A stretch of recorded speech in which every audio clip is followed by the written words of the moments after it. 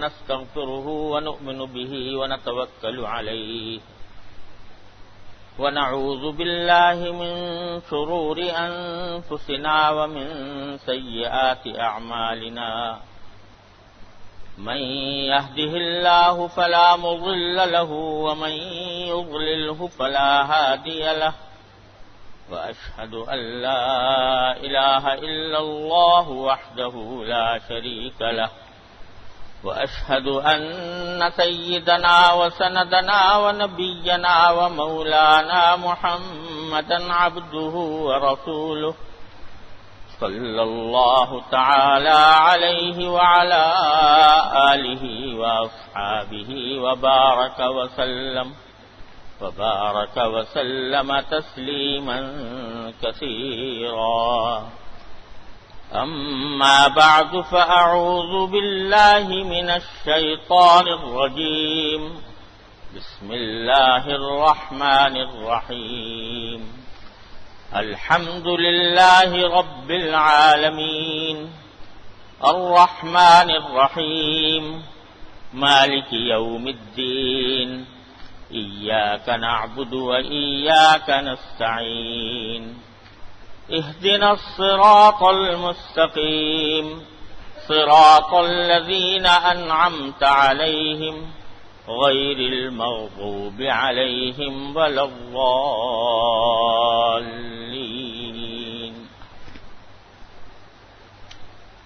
بزرگان محترم اور برادران عزیز، پچھلے دنوں میرے مختلف سفروں کی وجہ سے بیچ میں ناغے ہوتے رہے، لیکن اس سے پہلے سورہ فاتحہ کی تشریح کا بیان چل رہا تھا. سورہ فاتحہ کی کل 7 آیتیں ہیں اور 4 آیتوں کا بیان پچھلے جمعوں میں ہو چکا ہے. اللہ تبارک و تعالی اس میں جو باتیں عرض کی گئیں ان پر ہم سب کو عمل کرنے کی توفیق عطا فرمائے. 5ویں آیت ہے اہدنا الصراط المستقیم. آج اس کا تھوڑا سا بیان کرنا ہے. اس سے پہلی آیت تھی ایاک نعبد و ایاک نستعین. اللہ تبارک و تعالی نے ہمیں آپ کو یہ کہنا سکھایا کہ اے اللہ ہم آپ ہی کی عبادت کرتے ہیں اور آپ ہی کی مدد مانگتے ہیں. اس ایاک نعبد و ایاک نستعین پر پچھلے 2-3 جمعے میں نے بیان کیا تھا. اس کا ایک پہلو یہ تھا کہ جب یہ دعویٰ کیا کہ اے اللہ ہم آپ ہی کی عبادت کرتے ہیں تو ساتھ ہی اللہ تبارک و تعالیٰ نے یہ بھی سکھایا کہ اس دعوے پر تم صحیح عمل کر نہیں سکو گے بلکہ پھر ہم سے ہی مدد مانگو. ایاک نستعین، اے اللہ آپ ہی کی عبادت کرتے ہیں اور عبادت کرنا بھی ہمارے بس میں نہیں ہے جب تک کہ آپ کی توفیق نہ ہو. اس لیے اے اللہ ہم آپ ہی سے مدد مانگتے ہیں. ایاک نستعین. اب مدد کیا مانگے، اللہ تبارک و تعالیٰ سے کیا دعا مانگے، وہ اگلی آیت میں سکھا دیا اللہ نے. دعا یہ مانگو کہ اہدنا الصراط المستقیم، کہ اللہ ہمیں سیدھے راستے کی ہدایت عطا فرمائی. سیدھے راستے کی ہدایت عطا فرمائی. چھوٹا سا جملہ جس میں صرف 3 لفظ ہیں، اہدنا الصراط المستقیم، لیکن یہ اتنی جامع دعا ہے، اتنی جامع دعا ہے کہ اللہ تبارک و تعالی ہمارے حق میں یہ قبول فرما لیں تو دنیا و آخرت کے سارے مسائل حل ہو جاتے ہیں. کہ اللہ ہمیں صراط مستقیم کی ہدایت عطا فرما. صراط مستقیم یعنی سیدھا راستہ. سیدھا راستہ کیا ہوتا ہے؟ سیدھا راستہ وہ ہے کہ جس میں ایچ پیچ نہ ہو، موڑ توڑ نہ ہو، آدمی سیدھا چلا جائے اور جا کر منزل تک پہنچ جائے، اس کو کہتے ہیں صراط مستقیم، سیدھی راہ، کوئی موڑ نہیں، کوئی جھول نہیں، کوئی ایچ پیچ نہیں، سیدھا چلا جا رہا ہے، جا کر منزل تک پہنچ گیا۔ اس صراط مستقیم کی ہمیں ہر چیز میں ضرورت ہے، دنیا کے کاموں میں بھی، آخرت کے کاموں میں بھی۔ دنیا اور آخرت کا کوئی کام ایسا نہیں ہے جس میں صراط مستقیم کی انسان کو ضرورت نہ ہو۔ آخرت کے لیے تو ہے ہی کہ وہ راستہ چاہیے جو ہمیں سیدھا جنت تک پہنچائے، کیونکہ آخرت کی منزل، آخری منزل کیا ہے؟ اللہ جل جلالہ کی رضا، اور اللہ تبارک و تعالیٰ کے رضا کا مظہر ہے جنت۔ تو ایسا سیدھا راستہ جو بالکل سیدھا انسان کو جنت تک پہنچا دے۔ آخرت کے کاموں میں تو انسان کو یہ چاہیے، دنیا کے کاموں میں بھی، ہر کام میں انسان کو سیدھا راستہ یعنی صحیح طریقہ اس کی ضرورت ہے۔ آپ اگر فرض کرو روزگار کمانے کے لیے گھر سے نکلو تو اس کے لیے بھی سیدھا راستہ چاہیے، کہ کوئی ایسا راستہ ہو جو سیدھا اس روزگار تک پہنچا دے۔ ملازمت کرنے کے لیے جا رہے ہو، تجارت کرنے کے لیے جا رہے ہو، کاشتکاری کرنے کے لیے جا رہے ہو، تو کوئی بھی روزگار کا طریقہ اختیار کیا ہو، اس میں ضرورت ہے کہ آدمی ایسا راستہ اختیار کرے جو سیدھا اس کو منزل تک پہنچا دے۔ اور دنیا کے ہر کام کو دیکھ لو کہ اس میں صحیح طریقہ اختیار کرنا یہ انسان کی ضرورت ہے۔ کھائے تو صحیح طریقے سے کھائے، پیے تو صحیح طریقے سے پیے، گھر میں رہے تو صحیح طریقے سے رہے، لوگوں سے معاملات کرے تو سیدھے راستے کے معاملات کرے، لوگوں آپس میں گھر والوں کے ساتھ آدمی معاشرت اختیار کرے تو وہ سیدھے راستے سے کرے۔ غرض کوئی چیز ایسی نہیں ہے جس میں سیدھا راستہ مطلوب نہ ہو اور انسان کی ضرورت نہ ہو۔ تو اگر ہر چیز میں سیدھا راستہ مل جائے تو دنیا اور آخرت کے سارے مسائل حل ہو جاتے ہیں۔ اور یہاں پر یہ بات بھی قابل غور ہے کہ قرآن کریم نے لفظ تو استعمال کیا راستہ، کہ اللہ صحیح راستے کی ہدایت دے دیجیے، لیکن یہ نہیں بتایا کہ وہ راستہ کہاں لے جانے والا، راستے کی منزل کیا ہے۔ راستہ تو در حقیقت ایک واسطہ ہوتا ہے، اصل مقصود راستے پر چل کر کوئی منزل حاصل کرنا ہوتا ہے۔ تو قرآن نے یہ نہیں کہا کہ کہاں کا راستہ، جنت کا راستہ، دنیا کے اندر خوشحالی کا راستہ، راحت اور آرام کا راستہ، یہ کوئی چیز کی تاکید نہیں کی۔ تو مفسرین فرماتے ہیں کہ در حقیقت اس کا مطلب یہ ہے، دعا کا مطلب یہ ہے کہ اللہ ہر چیز میں، ہر کام میں، چاہے وہ دنیا کا کام ہو یا آخرت کا کام ہو، اے اللہ ہمیں سیدھا راستہ دے دیجیے، سیدھا راستہ سجھا دیجیے اور سیدھے راستے پر ہمیں گامزن کر دیجیے۔ تو یہ دعا اتنی جامع دعا ہے، اتنی جامع دعا ہے کہ اس میں دنیا آخرت کے سارے مقاصد سمٹ کر آ گئے۔ اسی لیے کہا گیا کہ قرآن کریم کا خلاصہ ہے سورہ فاتحہ، اور سورہ فاتحہ کا خلاصہ ہے اہدنا الصراط المستقیم، کیونکہ سارا قرآن وہ تشریح ہے صراط مستقیم کہ صراط مستقیم کیا ہے، سیدھا راستہ کیا ہے، عقائد میں سیدھا راستہ کیا ہے، عبادات میں سیدھا راستہ کیا ہے، معاشرت میں کیا ہے، معاملات میں کیا ہے، اخلاق میں کیا ہے، وہ ساری تفصیلات قرآن کریم نے بیان کیا صراط مستقیم کی۔ لہذا صراط مستقیم در حقیقت پورے قرآن کا خلاصہ ہے، اہدنا الصراط المستقیم۔ پھر دوسری بات یہاں پر قابل ذکر یہ ہے کہ ہدایت کے معنی ہوتے ہیں راستہ دکھانا،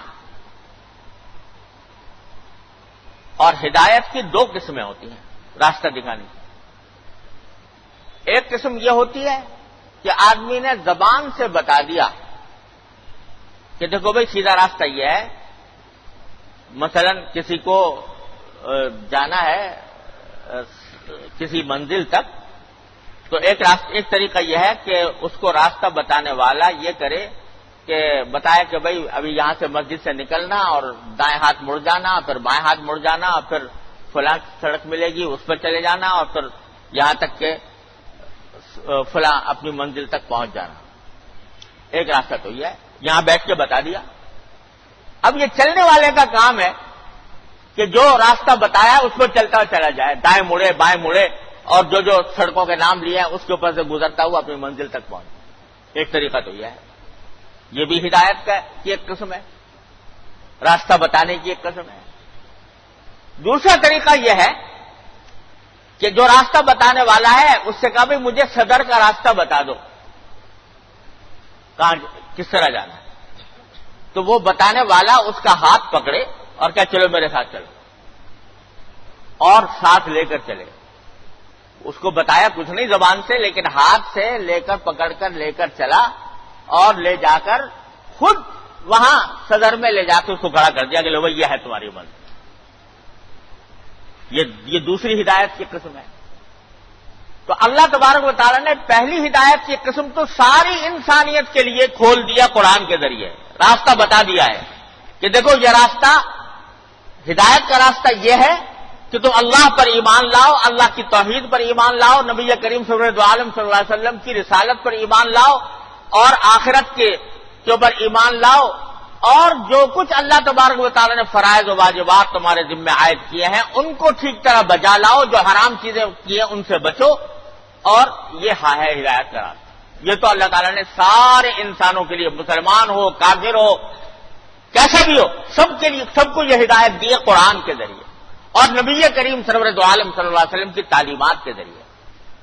جو شخص راستہ سیکھنا چاہے، سمجھنا چاہے، قرآن میں بیان کیا ہوا ہے، نبی کریم صلی اللہ علیہ وسلم کی احادیث میں بیان کیا ہوا ہے، بتا دیا ہے۔ یہ راستہ کی ہدایت کی پہلی قسم جو سب کو دے رکھی ہے۔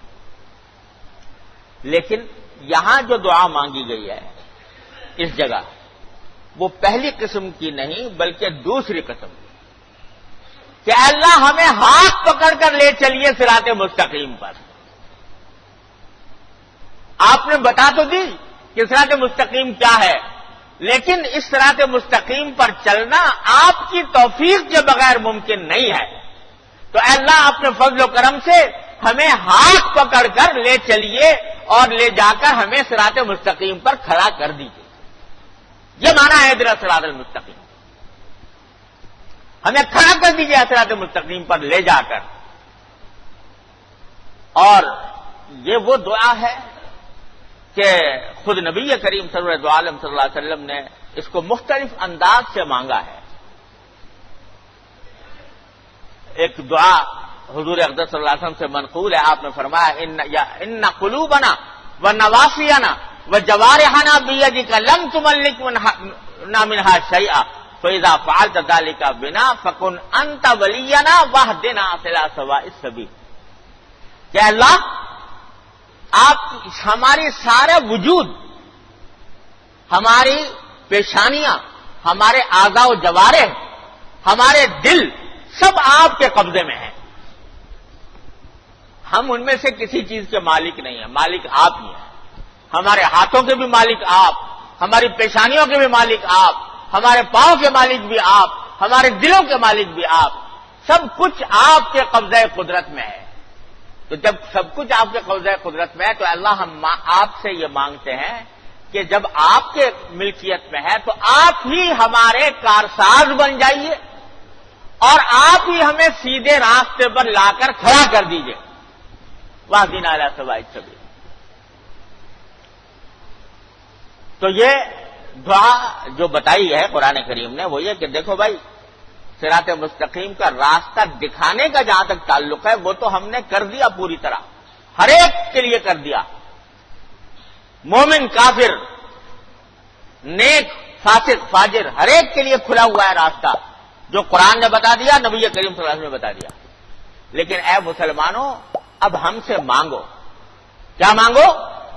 کہ اللہ آپ ہی اپنے فضل و کرم سے ہمیں ہاتھ پکڑ کر کھڑا کر دیجئے سیدھے راستے پر، تاکہ پھر ہمیں منزل تک پہنچنے میں کوئی دشواری پیش نہ آئے۔ اہدنا الصراط المستقیم۔ تو سکھایا یہ ہے ایاک نعبد و ایاک نستعین کے بعد اہدنا الصراط المستقیم کہہ کر کہ دیکھو تم نے کہہ تو دیا کہ ایاک نعبد، اے اللہ ہم آپ ہی کی عبادت کرتے ہیں، اور عبادت میں سارے دین پر عمل کرنا آ گیا، دین کے تمام شعبوں میں عمل کرنا عبادت میں داخل ہے، وہ سب آ گیا۔ تو تم نے اپنی طرف سے ایاک نعبد کہہ کر ارادہ تو کر لیا اور اپنی طرف سے کوشش بھی کر لی، لیکن اس کوشش کو کامیاب بنانا یہ صرف اللہ تبارک و تعالیٰ کے قبضے میں ہے، لہذا ہم سے مانگو کہ اللہ ہم نے جو کچھ کوشش کرنی تھی، عزم کرنا تھا، وہ تو کر لیا، اب آپ مدد فرمائیے، اور مدد یہ فرمائیے کہ ہمیں ہاتھ پکڑ کر صراط مستقیم پر کھڑا کر دیجیے۔ تو سکھایا یہ گیا ہے ان دونوں آیتوں کے اندر کہ دیکھو انسان کا کام ہے دو چیزیں، انسان کے کام ہے دو چیزیں، ایک یہ کہ وہ اپنی طرف سے عزم کر لے، پکا ارادہ کر لے کہ میں اللہ تبارک و تعالیٰ کی عبادت کروں گا، یعنی اللہ تعالیٰ کے حکم کی پیروی کروں گا، جو اس کے حکم کے مطابق زندگی گزاروں گا، گناہ کے پاس نہیں جاؤں گا، واجبات اور فرائض صحیح طریقے سے ادا کروں گا۔ اپنی طرف سے عزم کر لو، اور عزم کرنے کے ساتھ ساتھ جتنا تمہارے بس میں ہے وہ کوشش کر لو، جتنا تمہارے بس میں ہے وہ کوشش کر لو۔ یہ دو کام کرنے کے بعد پھر ہم کو پکارو کہ اللہ میرے بس میں یہ تھا کہ میں عزم کر لیتا، میں نے کر لیا، میرے بس میں یہ تھا کہ میں اتنی کوشش کر لیتا، میں نے کر لی، اب آپ کو میں پکارتا ہوں کہ اللہ آپ اپنے فضل و کرم سے توفیق دے دیجئے صراط مستقیم پر چلنے کی۔ یہ تین کام آدمی کر لے تو بس کامیاب، عزم، ارادہ، دوسرے کوشش، اپنی طرف سے کوشش، اور تیسرے اللہ تعالیٰ کی طرف رجوع کر کے اس سے دعا مانگنا کہ اللہ میں نے اپنی سے کوشش کر لی، اب آپ مجھے گناہ سے بچائیے اور اپنے راستے پر لے جائیے۔ دیکھو حضرت یوسف علیہ السلام کا واقعہ قرآن کریم میں بیان کیا ہے۔ حضرت یوسف علیہ السلام جتنے قرآن کریم میں واقعات آئے ہیں، محض قصہ بیان کرنے کے لیے نہیں آئے، سبق لینے کے لیے آئے۔ حضرت یوسف علیہ السلام کا واقعہ ہر مسلمان جانتا ہے کہ زلیخا نے ان کو پھسلانے کی کوشش کی، اور بڑی زبردست آزمائش کا سامنا ہوا۔ ایک عورت ہے، حسین و جمیل ہے، اور خود اپنے آقا کی بیوی ہے، اور وہ چاروں طرف سے دروازے بند کر کے ہر دروازے پر اس نے تالا ڈال دیا کہ باہر نکلنے کا کوئی راستہ نہ رہے، کسی کے اندر آنے کا کوئی راستہ نہ رہے۔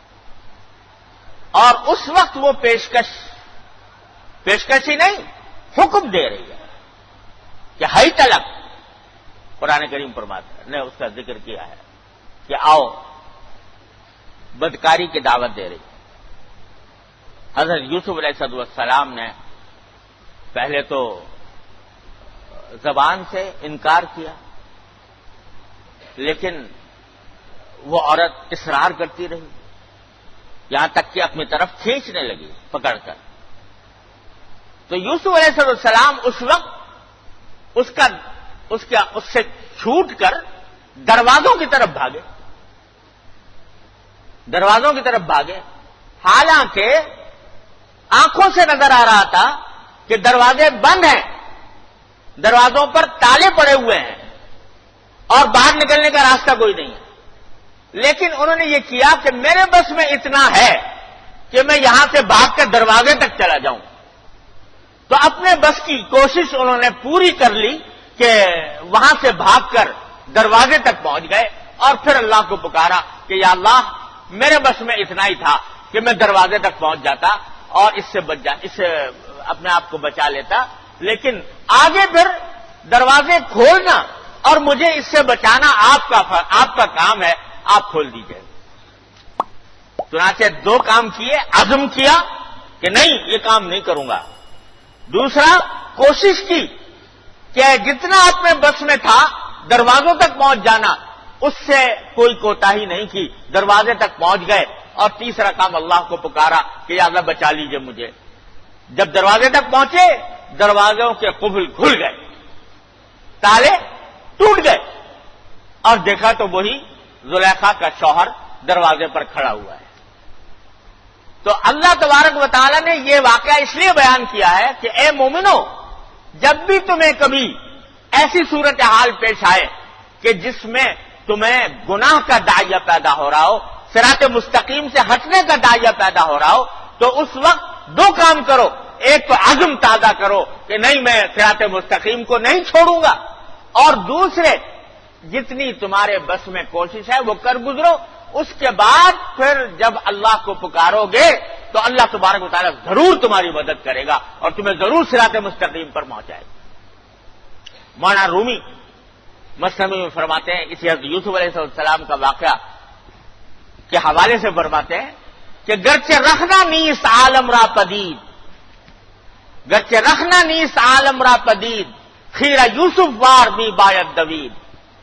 کہ آج اگر تمہیں اپنے ماحول کے اندر کوئی راستہ نظر نہیں آ رہا، ماحول میں فسق و فجور کی آگ بھڑکی ہوئی ہے، کفر اور شرک کا دور دورہ ہے، اور چاروں طرف اللہ تعالیٰ کی نافرمانیوں کی تاریکیاں چھائی ہوئی ہیں، لیکن اس میں بھی کیا کرو، خیرہ یوسف وار می باید دوید. جس طرح یوسف علیہ السلام بھاگے تھے دروازوں تک، اسی طرح تم بھی بھاگو، جتنا بھاگ سکتے ہو بھاگو اور بھاگ کر پکارو اللہ تبارک و تعالیٰ کو، تو تمہیں اللہ تبارک و تعالیٰ انشاءاللہ نجات دے دے گا. اسی طرح تو سبق اس آیت کریمہ کے ذریعے یہ دیا جا رہا ہے کہ دیکھو یہ دعا ہم لوگ سورہ فاتحہ میں پڑھتے ہیں، اور اللہ تبارک و تعالیٰ نے 5 وقت ہر نماز میں، بلکہ ہر رکعت میں، ہر نماز کی ہر رکعت میں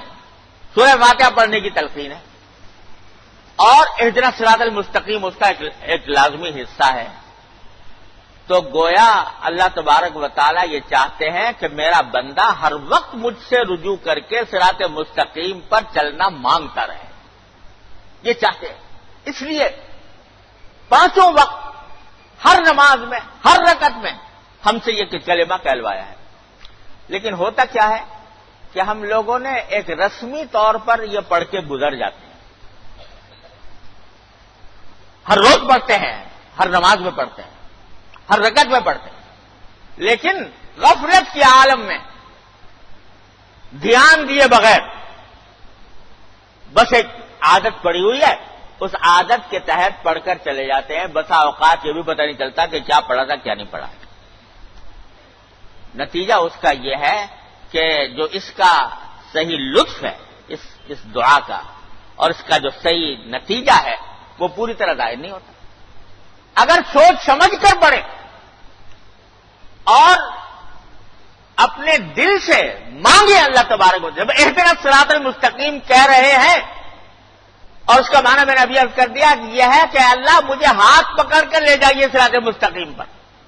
تو جب دل سے مانگو گے، دھیان سے مانگو گے اور اہتمام کے ساتھ مانگو گے، تو یقیناً جب دن میں 5 مرتبہ بار بار اللہ تعالیٰ سے مانگ رہے ہو تو کیا وہ مالک بے نیاز تمہیں رد کر دے گا، چھوڑ دے گا، تمہیں شیطان کے حوالے کر دے گا؟ وہ اگر دھیان سے مانگو، صدق دل سے مانگو، سچائی سے مانگو، خشوع کے ساتھ مانگو، تو ضرور بالضرور اللہ تبارک و تعالی مدد فرمائے گا اور شیطان کے تسلط سے بچائے گا. تو سبق یہ مل رہا ہے ہمیں اس آیت کریمہ سے کہ ہر وقت ہم اللہ تبارک و تعالیٰ سے صراط مستقیم مانگتے رہے کہ اللہ لے جائیے، ہمیں ہاتھ پکڑ کے لے جائیے صراط مستقیم پر.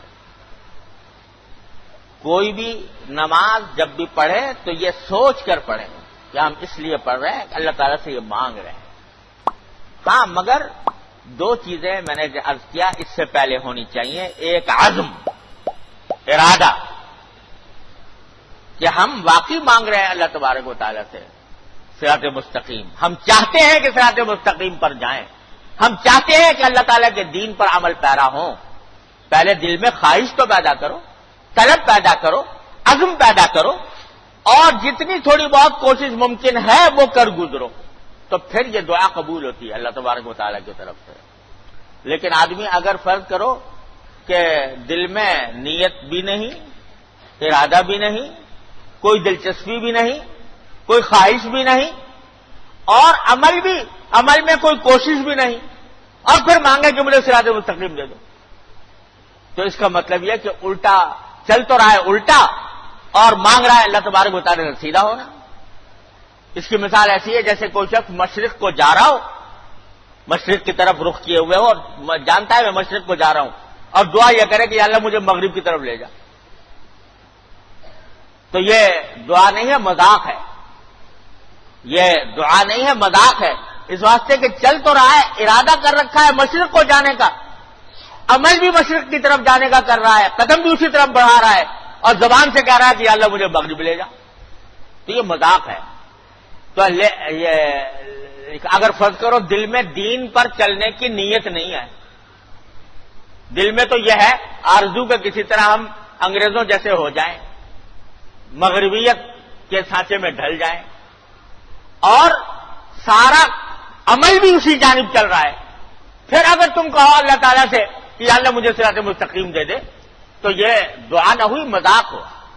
ہاں ایک مرتبہ دل میں یہ پختہ نیت تو پیدا کر لو کہ نہیں، میرے لیے دین و دنیا کی صلاح و فلاح کا جو بھی راستہ ہے وہ ہے جو اللہ نے بتایا، جو اللہ کے رسول صلی اللہ علیہ وسلم نے بتایا، اور میں اس کے اوپر چلنا چاہتا ہوں اور اس کی طرف قدم بھی بڑھاتا ہوں.